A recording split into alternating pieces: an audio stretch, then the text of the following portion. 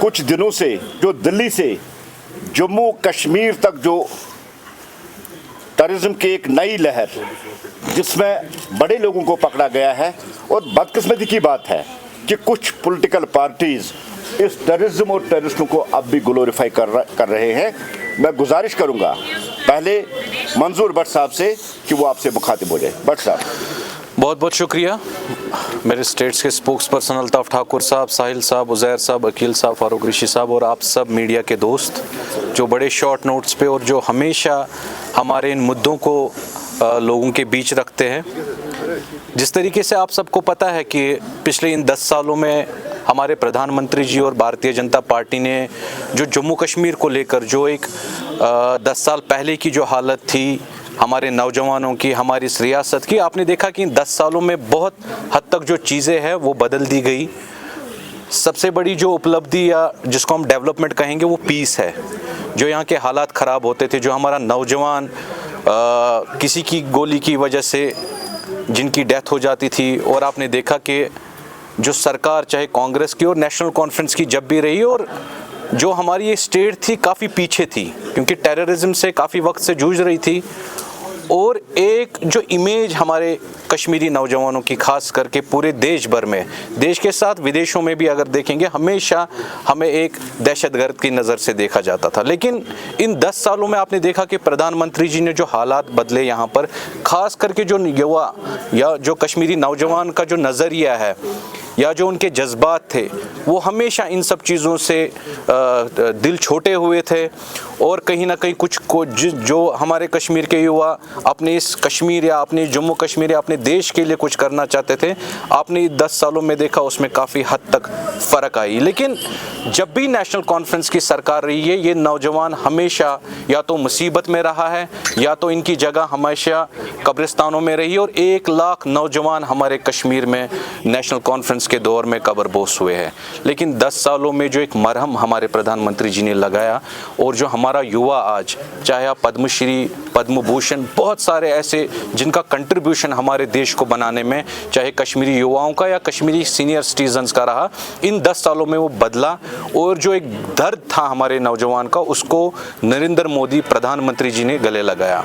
लेकिन फिर से आपने देखा कि 10 साल के बाद फिर से एक लहर, जैसे अल्ताफ़ साहब कह रहे थे, फिर आपने देखा कि जो लाल किले में हाल ही में जो ब्लास्ट हुआ और जिसमें बेगुनाह लोगों को मारा गया, एक जो पॉलिसी हमेशा नेशनल कॉन्फ्रेंस की दोहरी रही है इन सब चीज़ों को लेकर। जब नेशनल कॉन्फ्रेंस के लीडर फारूक अब्दुल्ला साहब या उमर अब्दुल्ला साहब कश्मीर में होते हैं, तब ये प्रो पाकिस्तानी स्टेटमेंट और जो प्यार इनको पाकिस्तान के लिए है वो हमेशा दिखाते हैं कश्मीर में, और युवाओं को कहते हैं कि इन सब चिंगारियों को और इन सब हालातों को हमें बरकरार रखना है जब तक हमें कोई ना कोई हल और हमारी बातचीत नहीं होती। लेकिन जब यही फारूक अब्दुल्ला साहब दिल्ली में होते हैं, तब ये भारत माता की जय का नारा लगाते और इनको तब कम सुनाई देता और कहते कि चिल्ला के कहो भारत माता की जय। लेकिन ये इस ड्यूअल पॉलिसी में एक कश्मीरी नौजवान हमेशा देखा गया है बेचारा परेशान है। जिस तरीके से जो कल से फारूक अब्दुल्ला साहब के आपने बयान देखे कि ऑपरेशन सिंदूर जो चला, और ऑपरेशन सिंदूर में आपने देखा कि हमारी सरकार ने पाकिस्तान में घुस के वहाँ के जो टेररिस्ट कैंप थे, जो एक पाकिस्तान की साजिश होती थी कि कश्मीरी नौजवान को हमेशा एक दहशतगर्दी के तस्वीर में देखे पूरी दुनिया में और देश में, वो लगातार कोशिशें करती रही और नेशनल कॉन्फ्रेंस उसको हमेशा ग्लोरीफाई करती रही। और आप देख रहे हैं कि फिर से वही जो बयानबाजी है फारूक अब्दुल्ला साहब की, इलेक्शन के बाद भी देखेंगे वो जो प्यार मोहब्बत है वो कल से हम लगातार स्टेटमेंट्स में देख रहे हैं। चाहे महबूबा मुफ्ती, क्योंकि यहाँ पर मेरे दूसरे स्पोक्स पर्सन भी है, उनको भी वो आपसे बात करेंगे।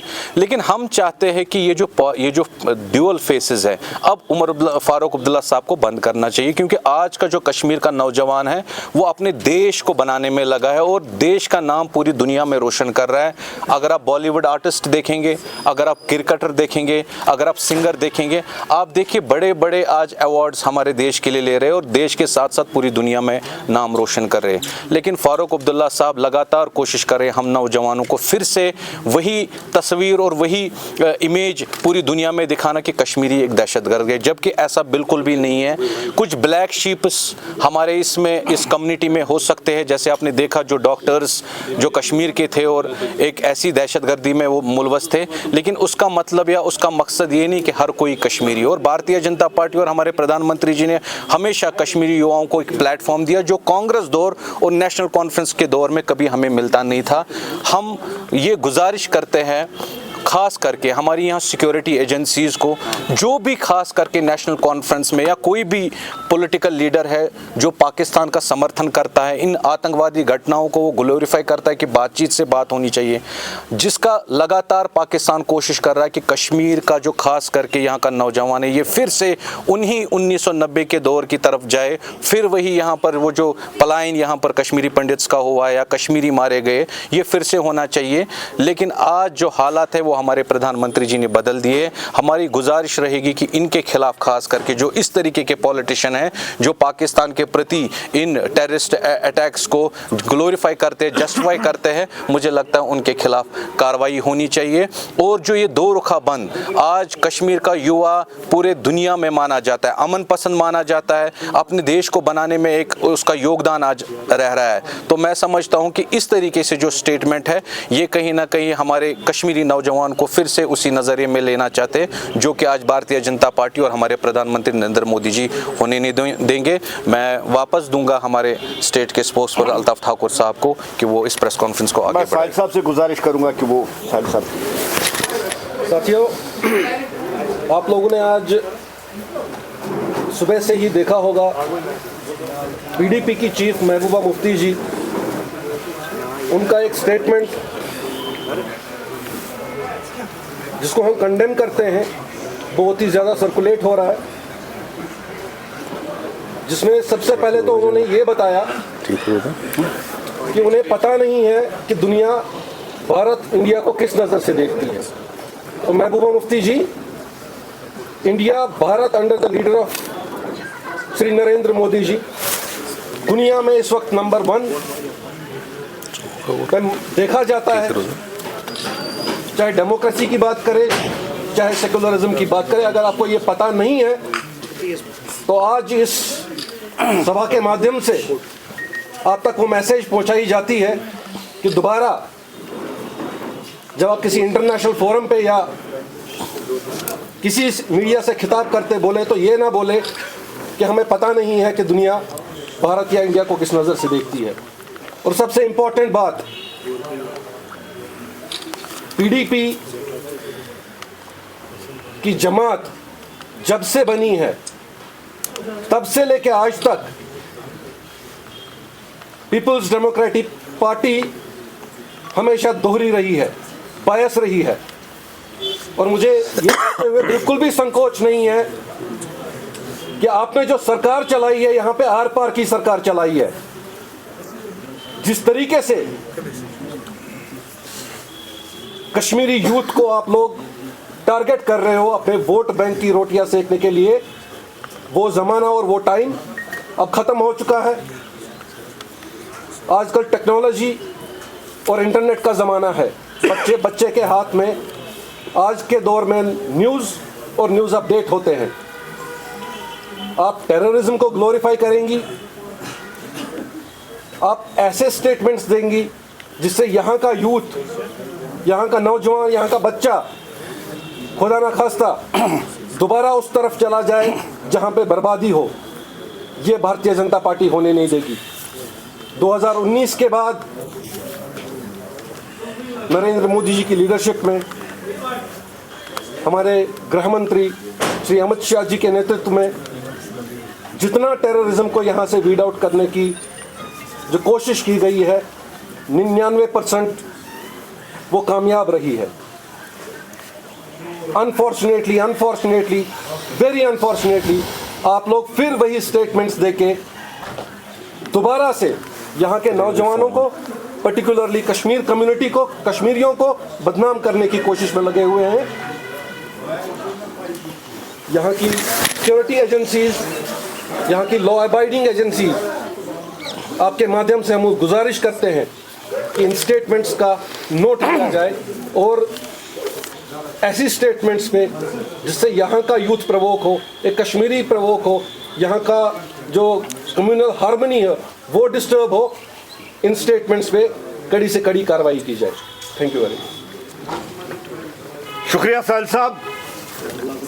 साथियों, जैसे कि मंजूर भट्ट साहब ने भी आपके साथ बात की, साहिल साहब ने भी बात की। दोस्तों, मैं नेशनल कॉन्फ्रेंस और पीडीपी से एक सवाल करना चाहता हूं। जो बार बार ये कह रहे हैं कि क्या हम हिंदुस्तानी नहीं है, कश्मीरी हिंदुस्तानी नहीं। नेशनल कॉन्फ्रेंस और पीडीपी को डाउट हो सकता है कि कश्मीरी हिंदुस्तानी है या नहीं, लेकिन भारतीय जनता पार्टी ये मान के चलती है कि एक कॉमन कश्मीरी प्राउड इंडियन है और हमें फख्र है कि हम हिंदुस्तानी है। हमें कोई डाउट नहीं है। जिस तरह से आपने देखा कि दिल्ली अटैक के बाद पीडीपी हो या नेशनल कॉन्फ्रेंस हो, जिस तरह से उन्होंने टेररिज्म और टेररिस्टों को ग्लोरीफाई करना शुरू कर दिया है, वार्निंग के साथ इनको कहना चाहते हैं बंद कर दीजिए इसको। सबसे पहले देश की सिक्योरिटी, देश की एकता और देश की अखंडता, उसके बाद सब कुछ आता है। अभी पिक नहीं किया होता है किसी को तो महबूबा जी सर्टिफिकेट देती है बेकसूर है। महबूबा जी, आप फैसला करोगे कि ये बेकसूर है कि नहीं, ये आतंकवादी है। ये एजेंसियों पे छोड़ दो, पुलिस पे छोड़ दो, आर्मी पे छोड़ दो। पूरी इन्वेस्टिगेशन के बाद जिसको पिक किया जाता है विद प्रूफ, विद सबूत, और आपके सामने टेरर नेटवर्क सामने है। जिस तरह से व्हाइट कॉलर, व्हाइट गाउन जो टेररिज्म आपके सामने है, कोई उन पे शक नहीं करता था। जिन लोगों को धरती का भगवान कहा जाता था, जो जान बचाने के लिए उनको माना जाता था, आज वही लोग देश में लोगों की जान लेने पे तुले हुए हैं। उनके साथ क्या सलूक होना चाहिए, ये महबूबा जी से पूछ के हम करेंगे। ये देश की सिक्योरिटी, देश की पुलिस, देश की एजेंसियां महबूबा जी से पूछ के करेगी? नहीं महबूबा जी, यहाँ प्रो पाकिस्तानी और प्रो टेररिज्म एजेंडा चलने वाला नहीं है। आप इन्वेस्टिगेशन में बाधाएं डालने की कोशिश मत कीजिए, पुलिस को अपनी काम करने दीजिए। और फारूक साहब क्या कह रहे हैं, यहां नवगाम ब्लास्ट हो रहा है और फारूक साहब स्टेटहुड मांग रहे हैं। फारूक साहब, स्टेटहुड की पहले कमिटमेंट है, लेकिन ऐसे जो इंसिडेंट्स है इनसे स्टेटहुड मिलने वाला नहीं है। जब तक दहशतगर्दी और दहशतगर्द खत्म नहीं होंगे तब तक स्टेटहुड नहीं मिलेगा। आप सेंट्रल गवर्नमेंट के हाथ मजबूत कीजिए, एलजी के हाथ मजबूत कीजिए इस दहशतगर्दी को यहां रूट आउट करने के लिए, तभी स्टेटहुड पॉसिबल है। आप सवाल उठाते हैं कि डॉक्टर्स क्यों टेररिस्ट बने, इनके साथ गलत हुआ। क्या गलत हुआ? हमारे टैक्स से, देश के लोगों के टैक्स से ये डॉक्टर बने हैं, देश के कॉलेजों में इन्होंने पढ़ा है और ये देश के खिलाफ जंग करेंगे। किसी भी सूरत में इस चीज को बर्दाश्त नहीं किया जाएगा। डॉक्टर फारूक साहब, गए वो दिन, ये मोदी जी वाला भारत है। हम घुस के अंदर मारना भी जानते हैं और हम दहशतगर्दों को मिटाना भी जानते हैं और मिटा के रहेंगे, चाहे वो टेरर इन व्हाइट हो चाहे टेरर इन ब्लैक। जिस तरह से मियां वो क्यूम, हम मिटाना जानते हैं दहशतगर्दों को और संकल्प लेके रखा हमने, हम दहशतगर्दी को जम्मू कश्मीर और देश की सारी जमीन से रूट आउट करेंगे। फारूक साहब, आपको पता नहीं है ये एजुकेटेड यूथ, ये डॉक्टर्स किस तरह से दहशतगर्द बने हैं। ये सिर्फ रेडिकलाइजेशन है और कोई नहीं है। मैं देश के अपने बच्चों से, जम्मू कश्मीर के बच्चों से मैं कहना चाहता हूं कि कोई जन्नत और कोई हूर मिलने वाली नहीं है। ये जन्नत और हूर का नहीं, जन्नत मिलती है अपने देश, अपने मुल्क की खिदमत करना, अपने माँ बाप की खिदमत करना, तब आपको हूर भी मिलेगी और जन्नत मिलेगी। जो ये 72 हूरों का सपना आपको दिखा रहे, सॉरी अनपार्लियामेंट्री लैंग्वेज यूज कर रहा हूं, आप हाफिज सईद जैसे दहशतगर्द और अजहर मसूद जैसे दहशतगर्द से पूछिए, एक हूर को झेलने के लिए 10-10 डॉक्टर और हकीमों को आपको अप्रोच करना पड़ता है। और आप हमें जन्नत और हूर के बहकावे में यहाँ के बच्चों को लाएंगे। मैं जम्मू कश्मीर के लोगों से, खासकर जिनके बच्चे हैं, मैं उनसे भी गुजारिश करना चाहता हूँ, अपने बच्चों को इससे दूर रखिए। ये जन्नत और हूर ऐसे नहीं मिलते हैं, शादी करके ही हूर मिलती है। जन्नत नमाज और जन्नत हुब्बुल वतनी और देश की खिदमत करते मिलती है। ऐसे कोई 72 हूर ने मिलने वाली नहीं है। जो वहां गए हैं उनका पता नहीं क्या हालत है। और इस्लाम में जिस तरह से खुदकशी हराम है, क्या उसको 72 हूरें मिलेगी? उमर जैसे जहन्नमी इंसान को 72 हूरें मिलेगी जिसने 13 लोगों की जान ली है। इस्लाम में कत्ल करना मना है, इसलिए हराम है। हुरू और जन्नत के वे बहकावे में न आए। सबसे पहले देश है, उसके बाद देश का सब कुछ है। मैं फिर एक बार महबा जी और उमर अब्दुल्ला साहब और फारूक साहब से कहना चाहता हूं कि आप अपने आप को संभालिए, अपनी पार्टी को संभालिए, देश की सिक्योरिटी एजेंसी को अपनी काम करने दीजिए। आप जो इन्वेस्टिगेशन हो रही है उसमें बाधा डालने की कोशिश कीजिए, लेकिन हमने जो तैयार कर लिया इस बार ये आखिरी बार होगा। दहशतगर्दी को मिटा कर ही रहेंगे। एक एक जो आतंकवादी है जहन्नम तक उसको पहुंचाएंगे। कोई क्वेश्चन अगर है तो आप पूछ सकते हैं। अभी नेशनल कॉन्फ्रेंस और पीडीपी की तरफ से काफी ज्यादा क्वेश्चन रेज किए गए। उसने बताया कि इस तरह का जो प्रेस कॉन्फ्रेंसेस मचूस रेजिडेंशियल एरिया में नहीं लाना चाहिए था। हेलो? लाना चाहिए तो उसमें सिक्योरिटी रखनी बहुत जरूरी थी। देखिए, बहुत पहले वहां पुलिस स्टेशन, हम भी मानते हैं, और भारतीय जनता पार्टी ने भी कहा कि इसके खिलाफ इन्वेस्टिगेशन होनी चाहिए, और हम एलजी साहब का वेलकम करते हैं, कुछ कामदीद कर दे, जुडिशियल प्रूफ उन्होंने दे दिया। अब इसको पोलिटिसाइज करना मुझे नहीं लगता ये ठीक है। जिस तरह से इसकी इनक्वायरी का हुक्म दिया गया है, हमें देखना चाहिए कि वहां से क्या निकल के आएगा।